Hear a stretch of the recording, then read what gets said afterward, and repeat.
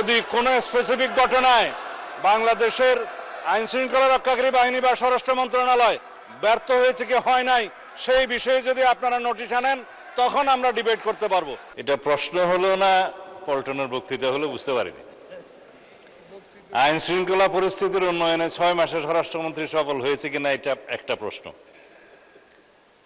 তারপরে ব্রাহ্মণবাড়িয়া জেলায় cinema hall কেন নাই সেটা আরেকটা প্রশ্ন। কোন খাতে কত হত্যা হয়েছে, জখম হয়েছে ইত্যাদি যে ডাটা দিলেন সেই ডাটাটা কিসের ভিত্তিতে দিলেন, কি পরিসংখ্যানের ভিত্তিতে দিলেন, সে স্ট্যাটিস্টিক্স বড়টা কি আমি জানি না। মানে স্পিকার, আইন শৃঙ্খলা পরিস্থিতির উন্নতি হয়েছে কি হয় নাই সেটা তো দৃশ্যমান।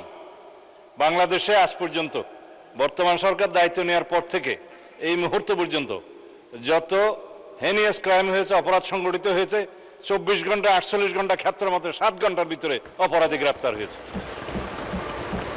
আইনের আওতায় আনা হয়েছে। এবং সামাজিকভাবে যে কোনো স্পেসিফিক ঘটনা যদি আপনারা বলতে পারেন সেই স্পেসিফিক ঘটনা আমি 300 বিবৃতি দিতে পারবো। আজ পর্যন্ত সামাজিক চাহিদার ভিত্তিতে এবং যেগুলো আলোচিত হয়েছে, যেগুলো আলোচিত হয়ও নাই, সেরকম যেগুলো ঘটনা অপরাধ সংগঠিত হয়েছে সেটা সমাজের চাহিদার ভিত্তিতে সংক্ষিপ্ত সময়ের মধ্যে যাতে বিচার কার্য সম্পন্ন হয় সেজন্য আমরা সহযোগিতা করেছি। বিচার করার তো জুডিশিয়ারির কাজ। এইভাবে রামিসা থেকে শুরু করে রংপুরের ইদানিং 4টা যে হত্যা হলো সেই পর্যন্ত সমস্ত কিছু দ্রুততম সময়ের মধ্যে এই পুলিশ বাহিনী, আইন শৃঙ্খলা রক্ষাকারী বাহিনী গ্রেফতার করতে সক্ষম হয়েছে এবং আইনের আওতায় নিয়ে এসছে।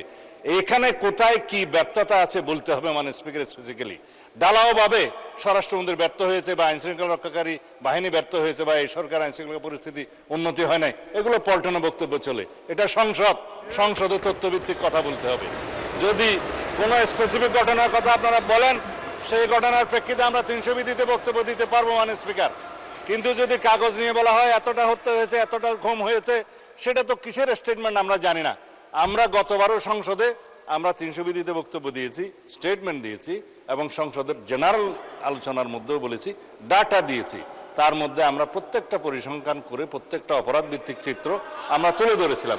তখন কেউ বলতে পারে না মানে স্পিকার।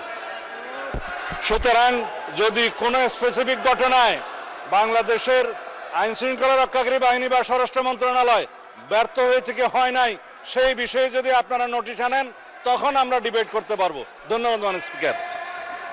ধন্যবাদ মাননীয় মন্ত্রী।